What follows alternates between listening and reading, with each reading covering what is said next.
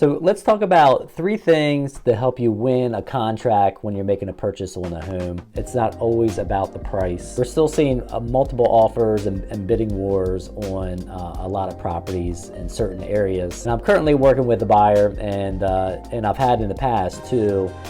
Sometimes it takes 3, 4, 5, 6 attempts to actually get a winning bid, and it can be a little frustrating on the buyer side. What's going on, guys? This is Rich, your Maryland and Delaware realtor, and if you need to reach out for any reason, my contact information is going to be down below. And I always say I'm never too busy. I love to talk with you to see how I can help you best. So without further ado, let's go hop into this. All right, so number 1, we're going to talk about the deposit, your EMD, earnest money deposit, that you usually put down when you actually write up an offer and you submit that. So there's no rule saying that you have to put a deposit down when you submit your offer, but 99.9% of offers I've ever done, or being on the listing side as a listing agent, you're going to see a deposit with that. Mainly what that does, it shows that the buyer has skin in the game, and really the higher the deposit amount, the more commitment that can show. If a seller is comparing 2, 3, 4, 5 other offers, that might be one thing that they're looking at. All right, so number 2, we've got the lender, and a local lender, to be more specific.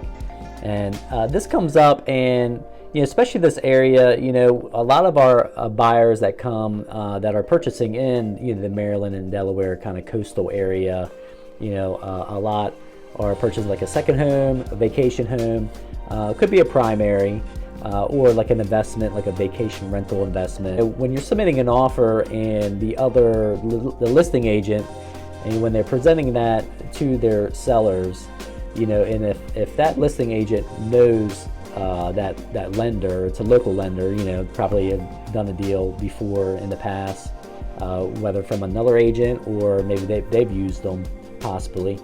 So having that confidence and knowing the lender, sometimes the listing side, the sellers might want to say, hey, why don't you talk to the lender just to make sure that they're strong, well qualified. Of course, they can't share too much information with them, but a lender can reiterate, that the buyers are well qualified, and kind of give that little extra push to help them win that contract. The other big thing about lenders, especially in this area, it's a big resort area.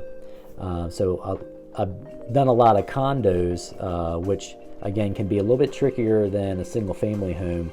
A lot of your local lenders, they know how certain things work in like a resort town, and they may have some of these documents already on file, and they know how to explain it. So that's one thing. Another aspect of using a local lender, just that things will get done. The seller's agent is confident about it too, if they know if they've done deals before in that building complex or in the town at all. So that's another way that you can win a multiple offer scenario. All right, so number 3 is kind of put these both together here. It's time frame and contingencies. So let's talk about this a little bit more.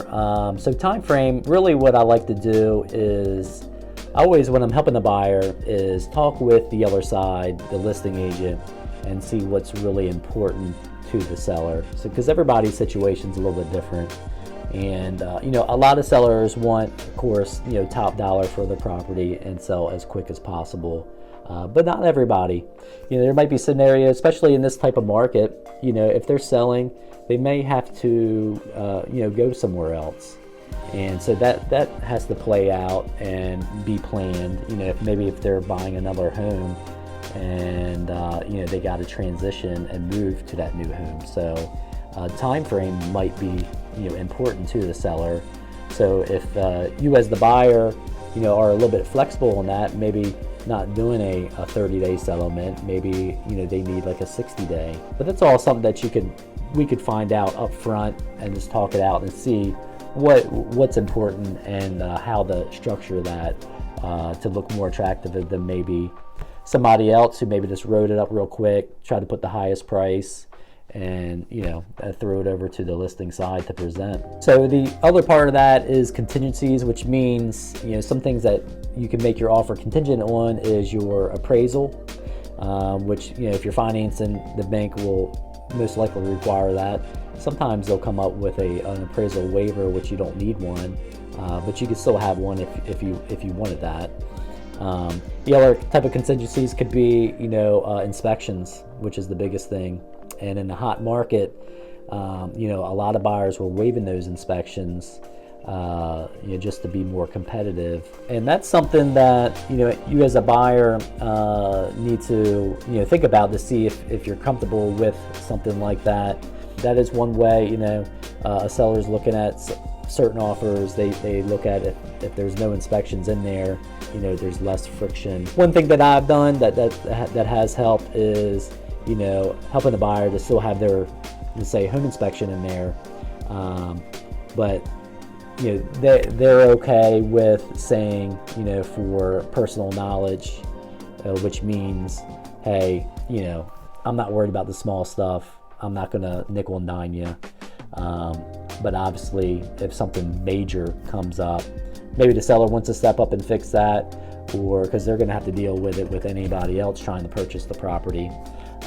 Or buyer could walk away with no repercussions and get their deposit back. And of course, looking at the price, but like I said, that's not the only thing. If one of these other variables we can make a little bit better, hey, you might have the contract and everything's a go, and we move forward and you get the perfect house for you. So there we have it. There's the 3 things to help you win a contract other than price.